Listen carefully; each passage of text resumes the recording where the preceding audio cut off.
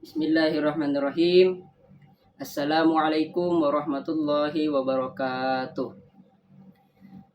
Alhamdulillah. Alhamdulillahirabbil alamin. Wa bihi nasta'in wa ala umur dunya waddin.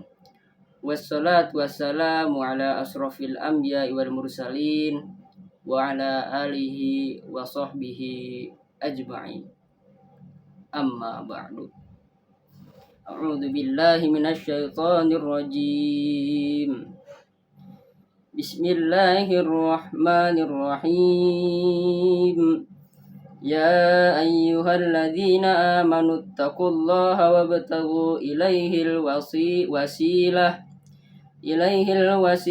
wajahidu fi sabilillahi la'allakum tuflihun. Shadaqallahul azim.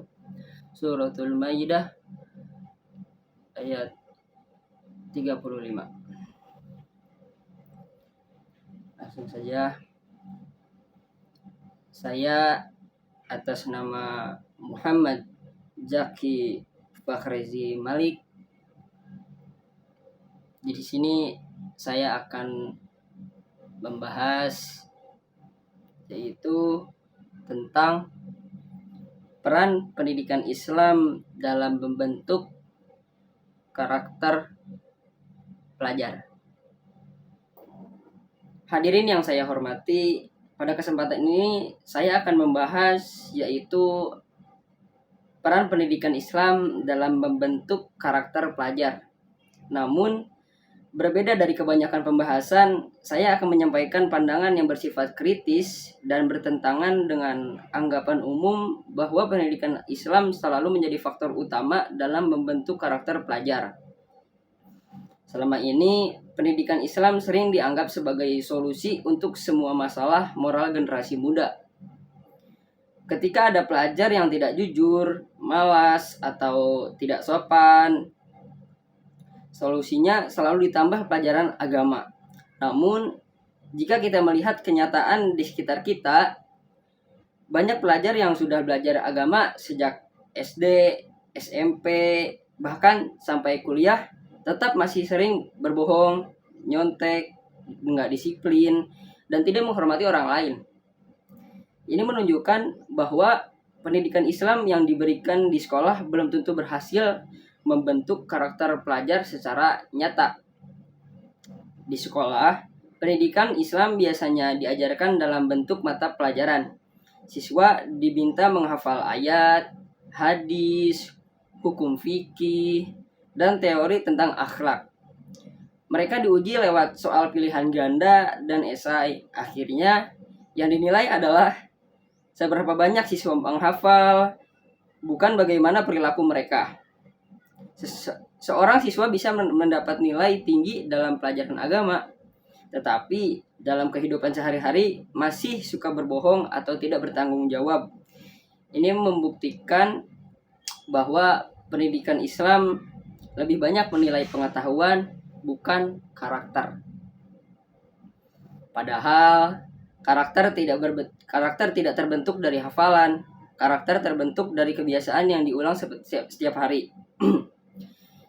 Jika seorang siswa diajari tentang kejujuran di kelas, tetapi melihat guru atau orang dewasa di sekitarnya nggak sering jujur,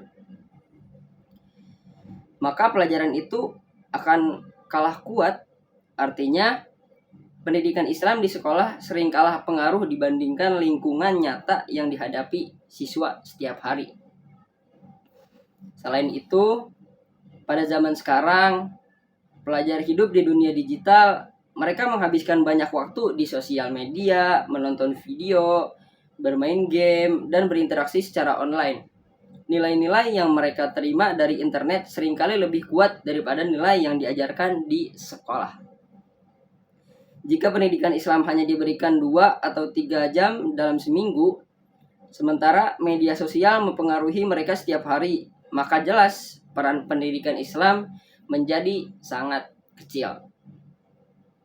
Bahkan seringkali isi yang mereka lihat di media sosial bertentangan dengan nilai-nilai agama seperti gaya hidup bebas, pamer kekayaan, dan budaya instan.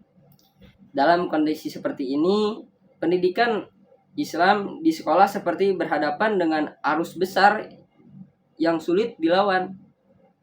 Akibatnya, walaupun siswa belajar agama, karakter mereka tetap lebih dipengaruhi oleh dunia digital. Selain itu, metode pengajaran pendidikan Islam juga menjadi masalah. Di banyak sekolah, pendidikan Islam masih diajarkan secara satu arah. Guru berbicara, siswa mendengarkan. Siswa jarang diberi kesempatan berdiskusi atau bertanya secara bebas. Akibatnya, siswa hanya menerima nilai-nilai agama secara pasif, tanpa benar-benar memahami maknanya. Hal ini membuat pendidikan Islam terasa sebagai kewajiban, bukan sebagai kebutuhan dalam kehidupan. Lebih jauh lagi, pendekatan yang terlalu kaku dalam pendidikan Islam dapat membuat siswa merasa tertekan. Ketika agama hanya dipahami sebagai aturan dan larangan, bukan sebagai nilai hidup, maka siswa cenderung menjalankannya karena takut, bukan karena sadar. Akhirnya, ketika nggak diawasi, mereka kembali melanggar nilai-nilai tersebut. Begitu. Jadi di sisi lain, banyak pelajar yang justru membentuk karakter baik melalui pengalaman hidup, seperti kegiatan sosial, kerja kelompok, organisasi, dan pengalaman menghadapi masalah. Dari pengalaman inilah mereka belajar tentang tanggung jawab, empati, dan kerja keras. Ini menunjukkan bahwa karakter lebih banyak dibentuk oleh pengalaman nyata, bukan hanya oleh pelajaran agama di kelas. Oleh karena itu, kita perlu mempertanyakan apakah pendidikan Islam benar-benar menjadi faktor utama dalam membentuk karakter pelajar. Bisa jadi, pendidikan Islam hanya menjadi pelengkap, sementara faktor yang lebih besar datang dari keluarga, lingkungan, teman, dan media sosial. Bukan berarti pendidikan Islam tidak penting, tetapi kita tidak boleh menganggapnya sebagai satu-satunya solusi. Jika pendidikan Islam tidak diiringi dengan lingkungan yang baik dan metode yang tepat, maka pengaruhnya terhadap karakter pelajar akan sangat terbatas. Begitu. Hadirin yang saya hormati, dari paparan ini dapat kita lihat bahwa peran pendidikan Islam dalam membentuk karakter pelajar tidak selalu sekuat yang kita bayangkan. Tantangan zaman, pengaruh media, dan kelemahan metode pembelajaran membuat pendidikan Islam sering tidak mampu memberikan dampak nyata terhadap perilaku siswa. Oleh karena itu, jika kita benar-benar ingin membentuk generasi yang berkarakter, kita nggak bisa hanya mengandalkan pelajaran agama.